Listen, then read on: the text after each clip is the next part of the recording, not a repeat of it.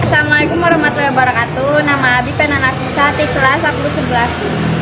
Abi bade ngadongeng tentang si cacing anu pintar.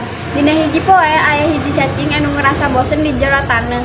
Manehna hayang ngaluarkeun sirahna, ngerasakeun angin seger jeung ngadengekeun suara alam. Tapi cacing teh sieun ka manuk, ka beurit jeung ka sagala rupa makhluk anu bisa ngabahayakeunna. Kumaha ieu teh geram cacing. Kuring hayang ngaluarkeun sirah tapi kuring sieun ka sagala rupa. Tiba-tiba cacing ngadengekeun suara manuk anu ngalagu. Manuk teh ngalagukeun lagu anu indah pisan, ngageterkeun daun-daun di sabulahna. Cacing teh ngerasa tenang ngadengekeun lagu manuk teh. Kuring kudu pinter, pikir cacing. Kuring kudu ngagunakeun kapintaran kuring pikeun ngaluarkeun sirah tanpa sieun ka segala rupa.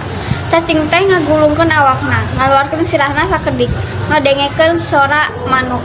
Lamun aya suara nu aneh, cacing teh langsung ngagulungkeun awakna deui ka jero taneuh. Cacing teh ngelakukeun kitu terus nepi ka manehna yakin teu aya nu ngabahayakeunna.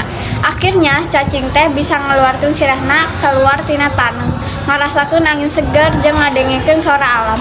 Cacing teh ngerasa bahagia pisan, manehna ngerasa yen pinterna teh ngebantu manehna hontal impianna. Sekian dari saya. Wassalamualaikum warahmatullahi wabarakatuh.